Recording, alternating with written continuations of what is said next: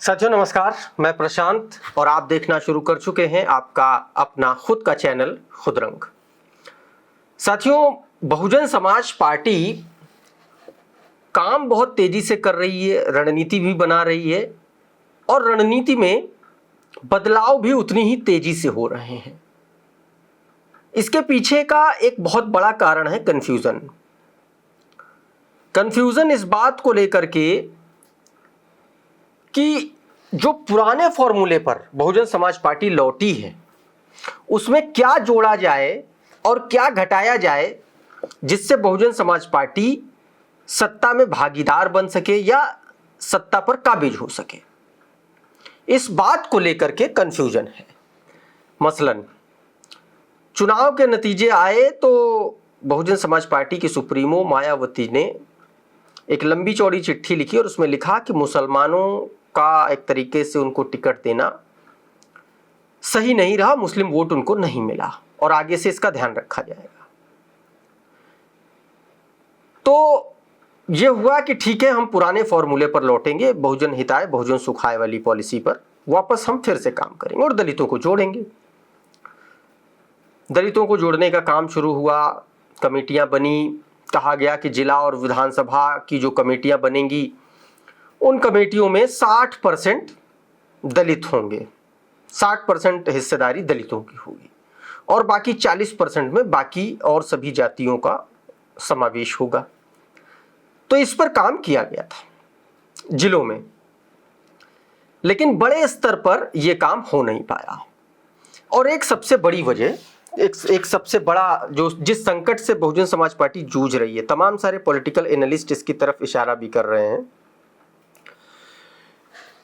मायावती जी ने सीधे तौर पर साथियों ये कहा कि आने वाले वक्त में या बहुजन समाज पार्टी जिस तरीके से काम कर रही है उसको उससे थोड़ा सा अलग हटकर अब बहुजन हिताय बहुजन सुखाय वाली पॉलिसी पर काम करना पड़ेगा। और इसी को लेकर के मायावती जी ने एक बार फिर से उनको लगा कि नहीं, मतलब फिर से जो है हम काम थोड़ा सा उसमें बदलाव किया जाए। तो मायावती जी ने एक बार फिर से बदलाव किया और वो बदलाव किया, संगठन को पूरा जबरदस्त तरीके से ऊपर से नीचे तक उन्होंने फेंट दिया और ऐसा फेंटा कि पूरे देश के जो प्रभारी थे, पदाधिकारी थे, उनको इधर उधर कर दिया मायावती जी ने। सबको, असम बंगाल वाले इधर आ गए, इधर वाले उधर चले गए। उत्तर प्रदेश में भी बड़े स्तर पर बदलाव हुए साथियों।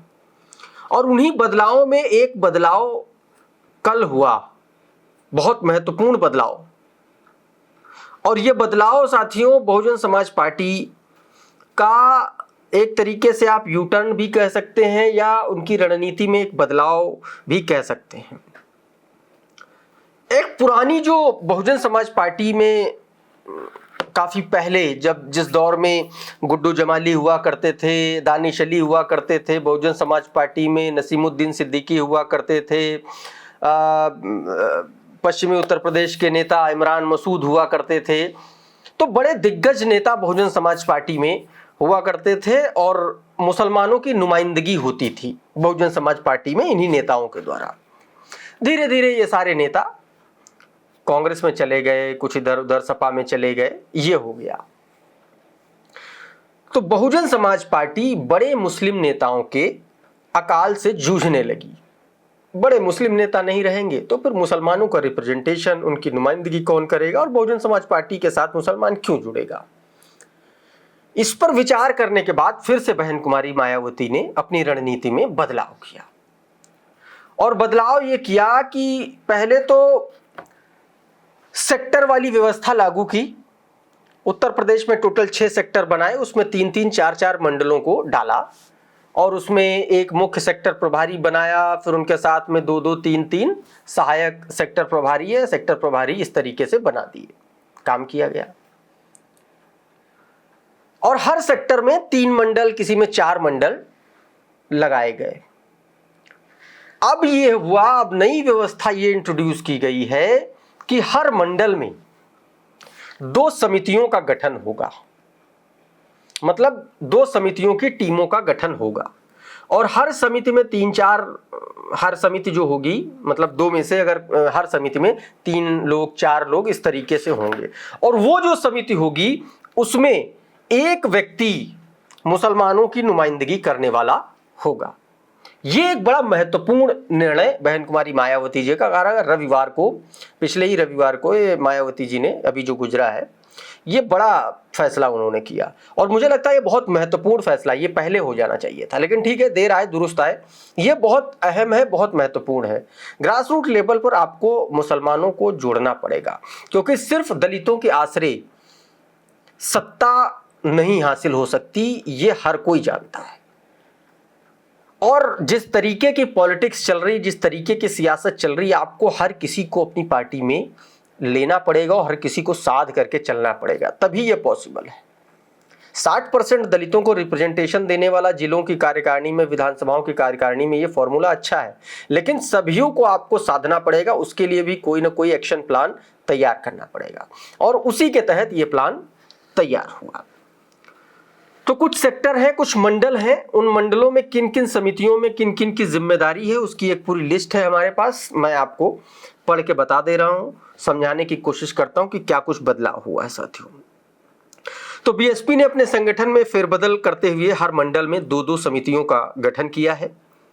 बसपा ने सेक्टर और मंडल की कमेटी में मुसलमानों को अहमियत दी है। लखनऊ सेक्टर में 3 मंडलों लखनऊ, कानपुर और झांसी को रखा गया है। इससे पहले लखनऊ के साथ प्रयागराज और मिर्जापुर मंडल थे, यानी कि मंडलों में भी, सेक्टरों में भी बदलाव किया गया है।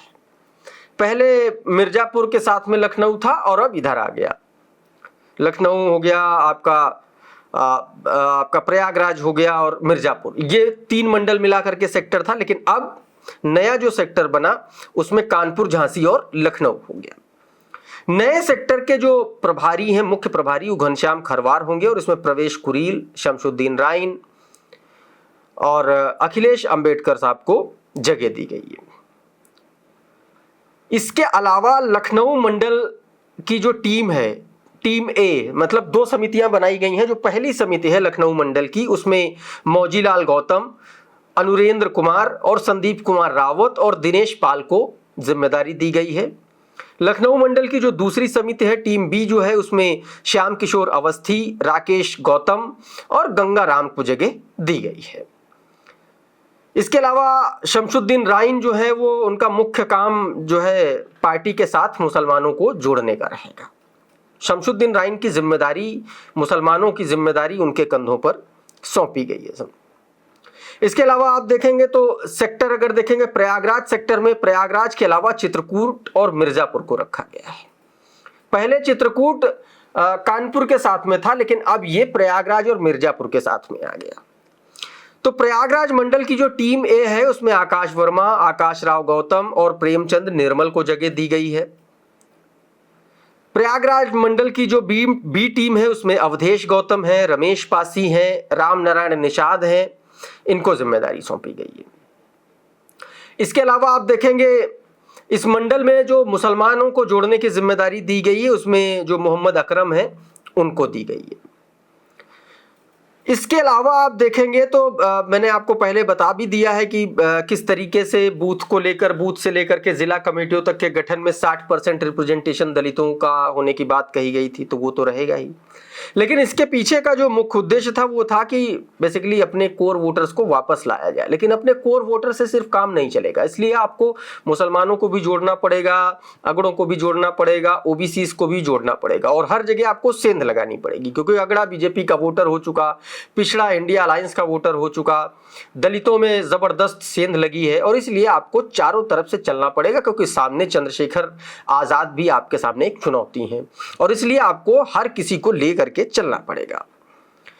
और इसीलिए साथियों बहुजन समाज पार्टी को लगता है कि अब मुसलमानों को बहुजन समाज पार्टी में एक बार फिर से जोड़ा जाए। और इसीलिए मैंने आपको शुरुआत में कहा था कि बहन कुमारी मायावती जी ने जो अपने चुनाव नतीजों के आने के बाद अपनी प्रेस रिलीज में मुसलमानों को लेकर के कहा था, लिखा था, उसको दरकिनार करते हुए एक बार फिर से वो मुसलमानों को साधने की कोशिश करती हुई नजर आ रही है।